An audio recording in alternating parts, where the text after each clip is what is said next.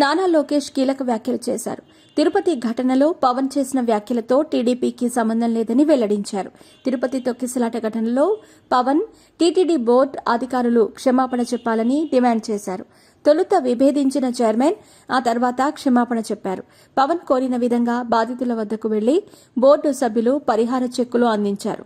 కాగా పవన్ చేసిన క్షమాపణ డిమాండ్తో టీడీపీకి సంబంధం లేదని లోకేష్ చేసిన వ్యాఖ్యలు ఇప్పుడు కూటమిలో హాట్ టాపిక్ గా మారాయి. బిజీగా గడుపుతున్న లైఫ్ లో చిన్న బ్రేక్ తీసుకుని ఎంజాయ్ చేయాలి అనుకుంటున్నారా? అయితే వెంటనే ఆర్వీ వెకేషన్స్ ప్రైవేట్ లిమిటెడ్ ని సంప్రదించండి. మరిన్ని డీటెయిల్స్ కోసం సంప్రదించండి 7997979960.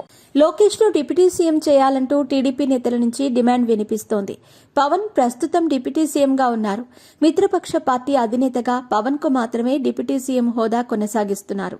కాగా ఇదే సమయంలో టీడీపీ నుంచి లోకేష్ కు ప్రమోషన్ కోసం పార్టీ నేతలు ప్రతిపాదనలు చేస్తున్నారు. ఈ క్రమంలోనే పవన్ చేసిన డిమాండ్తో తమ పార్టీకి సంబంధం లేదంటూ లోకేష్ చేసిన వ్యాఖ్యలు వైరల్ అవుతున్నాయి. ఇటీవల వైకుంఠ ఏకాదశి సమయంలో తిరుపతిలో తొక్కేసలాట జరిగి 6 భక్తులు మరణించారు. ఈ ఘటన వేళ పవన్ సీరియస్ గా స్పందించారు.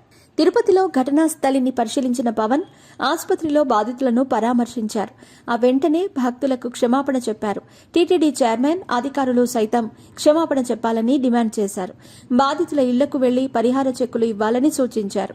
ఈ డిమాండ్ మేరకు తొలుత క్షమాపణ చెప్పేందుకు టీటీడీ బోర్డు సమావేశం తర్వాత చైర్మన్ ఆచితూచి స్పందించారు. ఆ తర్వాత కాసేపటికే క్షమాపణ కూడా చెప్పారు.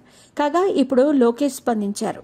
పవన్ తిరుపతి ఘటనలో క్షమాపణ డిమాండ్ చేయటం తమ పార్టీకి సంబంధం లేదని, పవన్ వ్యక్తిగత నిర్ణయమని చెప్పటం ద్వారా కొత్త చర్చకు కారణమయ్యాయి. ఈ వ్యాఖ్యలపైన రాజకీయంగా చర్చ మొదలైంది. పవన్ క్షమాపణ చెప్పటం, టీటీడీ బోర్డుతో చెప్పించటం పెద్ద ఎత్తున చర్చ జరిగింది. దీనిపైన భిన్నాభిప్రాయాలు వ్యక్తమయ్యాయి.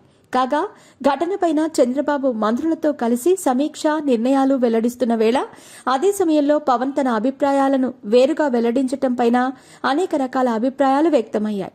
ఆ తర్వాత చైర్మన్ క్షమాపణ, అధికారులపై చంద్రబాబు చర్యలతో వివాదం సమసిపోయింది.